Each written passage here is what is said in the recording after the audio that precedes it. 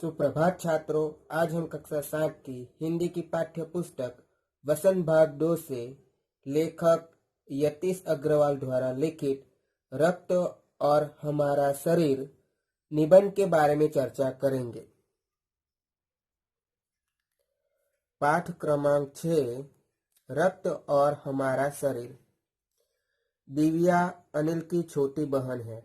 यूं तो वह शुरू से ही कमजोर है, लेकिन इधर कुछ दिनों से उसे हर समय थकान महसूस होती रहती है। मन किसी काम में नहीं लगता, भूख भी पहले से कम हो गई है।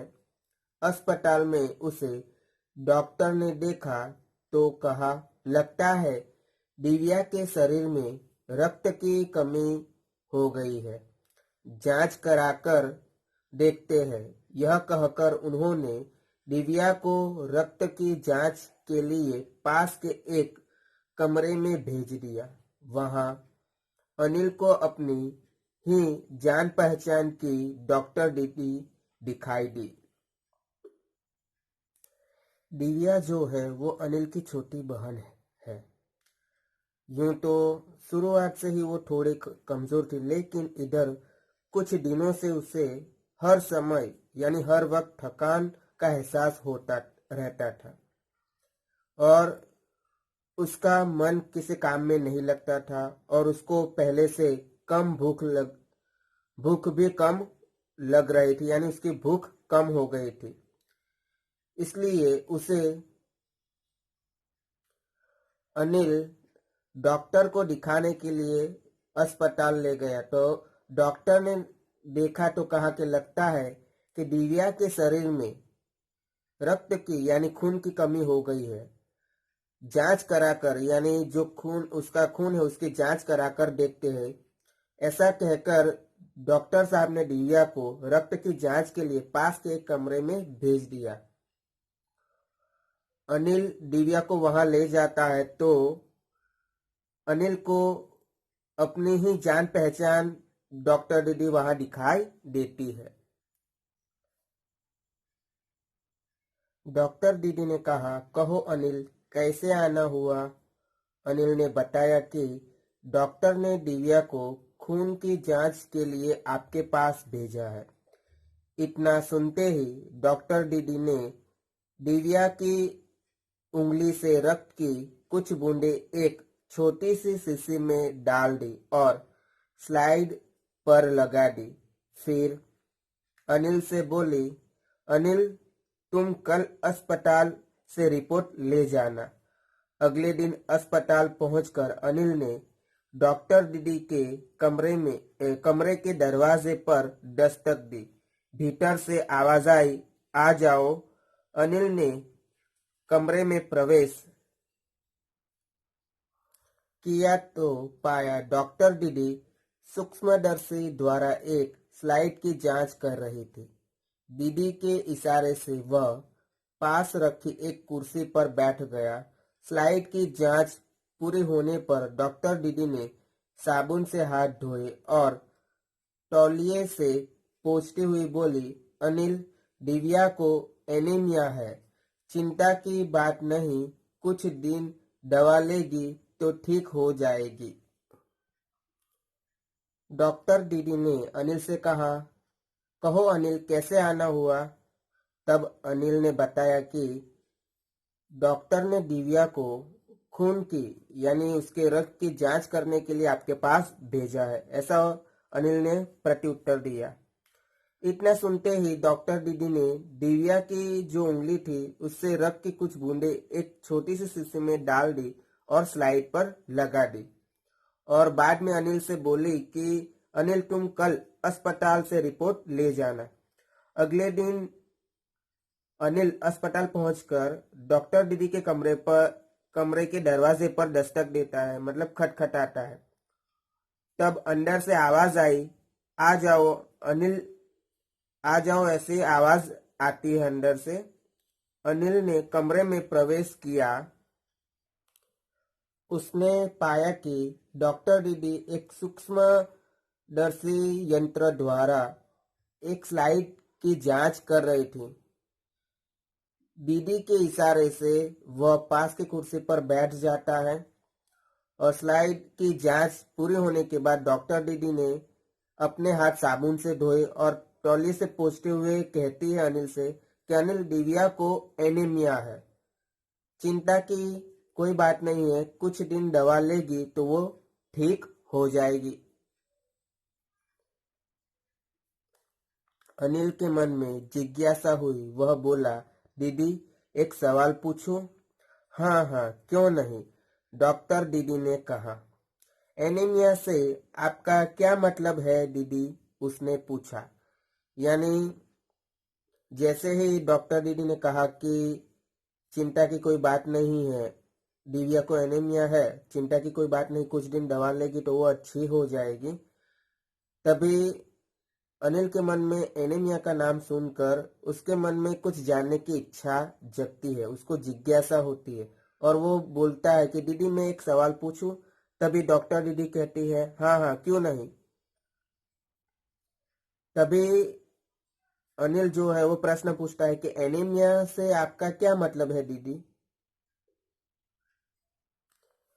यह जानने के लिए तुम्हें रक्त के बारे में जानना होगा, डॉक्टर दीदी ने कहा।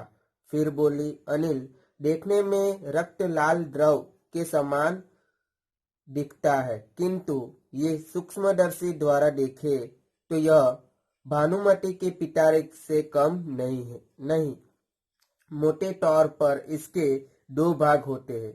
एक भाग वह जो तरल है, जिसे हम प्लाज्मा कहते हैं।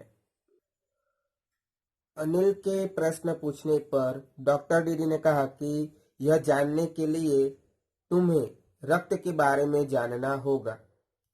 फिर वो बाद में कहते कि अनिल देखो, देखने में तो रक्त लाल रव का यानी लाल पदार्थ का होता है, द्रव्य होता है, प्रवाही होता है, यानी लाल द्रव के समान दिखता है, किंतु इसे सूक्ष्मदर्शी द्वारा देखे तो यह भानुमति के पिटारे से कम नहीं, यानी भांति भांति यानी अलग अलग प्रकार की वस्तुएं दिखती है, उससे कम ही नहीं। मोटे तौर पर इसके दो भाग होते हैं, यानी जो खून होता है हमारा लाल रक्त, वो उसके दो भाग होते हैं। एक भाग जो तरल होता है यानी प्रवाही, और जिसे हम प्लाज्मा कहते हैं, और उसको लाल तरल पदार्थ है उसको हम प्लाज्मा कहते हैं।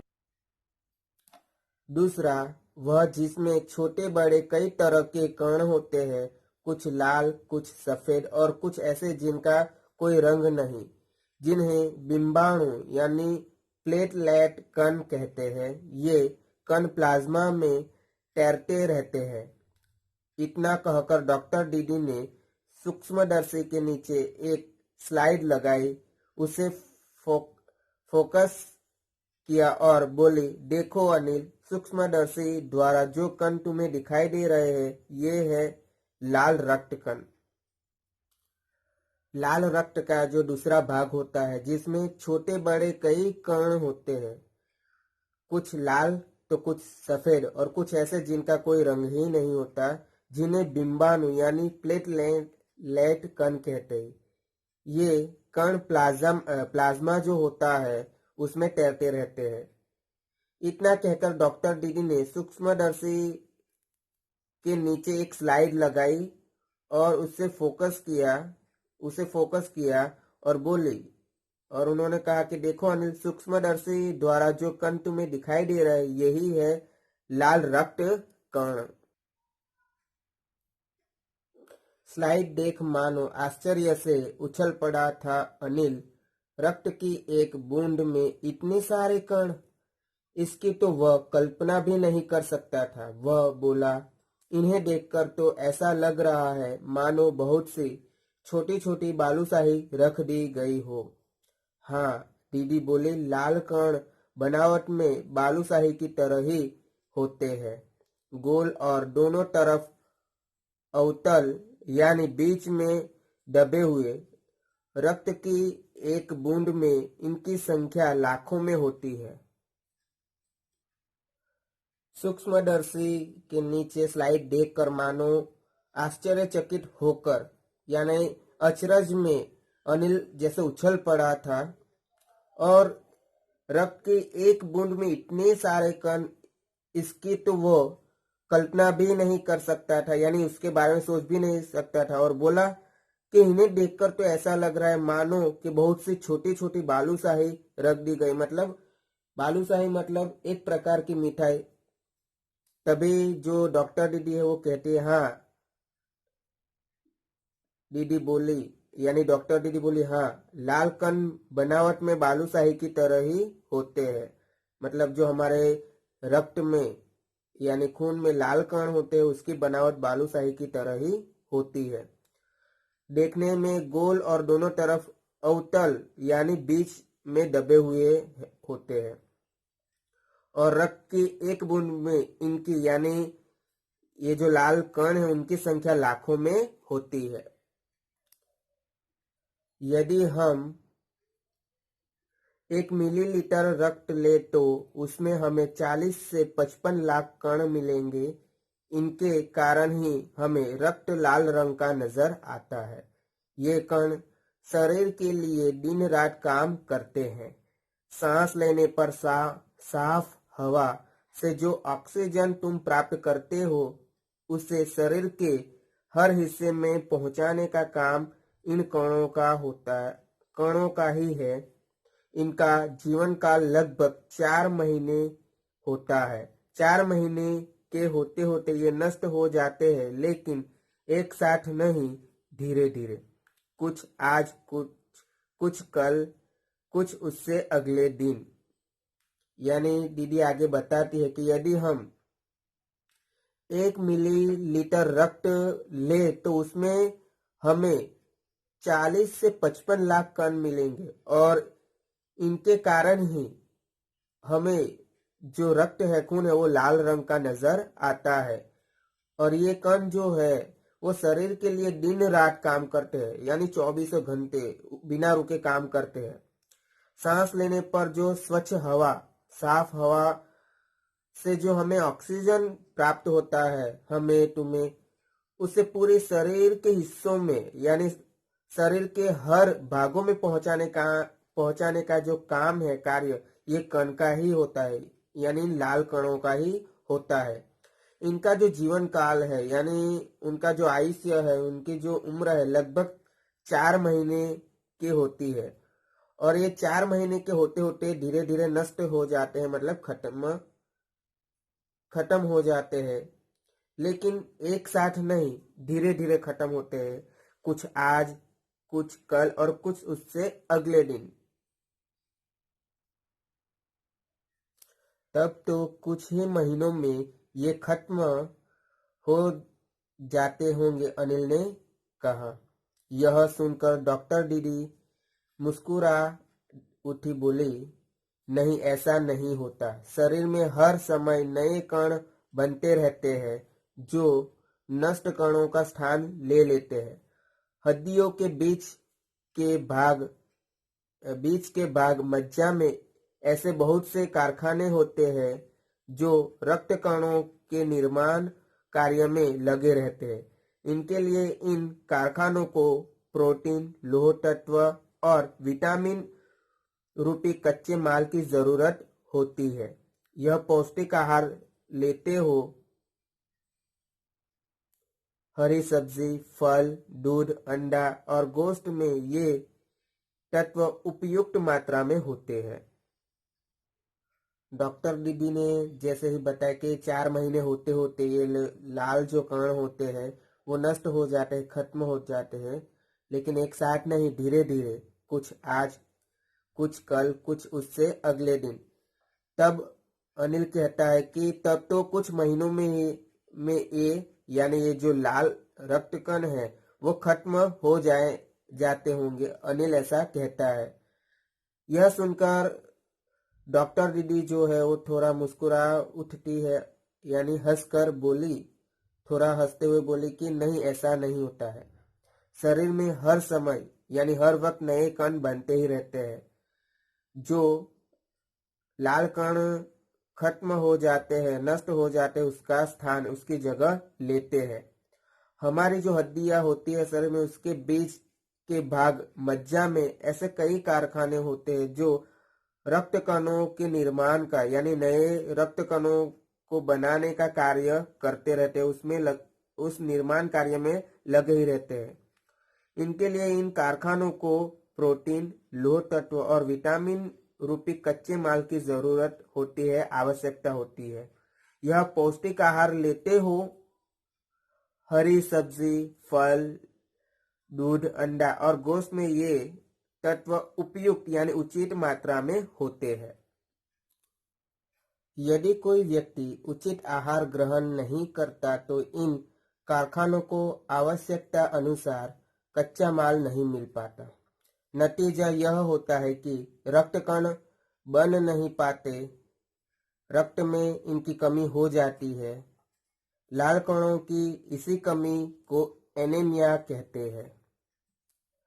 डॉक्टर दीदी अनिल को आगे बताती है कि यदि कोई व्यक्ति, कोई आदमी, कोई मनुष्य उचित यानी योग्य मात्रा में आहार यानी खुराक खाता नहीं है, ग्रहण करता नहीं है, तो इन कारखानों को आवश्यकता अनुसार यानी जो जरूरत है उसके अनुसार कच्चा माल नहीं मिल पाता। और इसका परिणाम, नतीजा मतलब उसका परिणाम यह होता है कि रक्त कण बन नहीं पाते, यानी जिस मात्रा में रक्त कण बनने चाहिए वो बन पाते नहीं है और रक्त में इनकी कमी हो जाती है। और लाल कणों की इसी कमी को एनीमिया कहते हैं, यानी लाल कणों की इसी कमी को एनीमिया कहा जाता है। छात्रों, इस वीडियो में मैंने लेखक यतीश अग्रवाल द्वारा लिखित रक्त और हमारा शरीर निबंध के पहले भाग को समझाने का प्रयत्न किया है।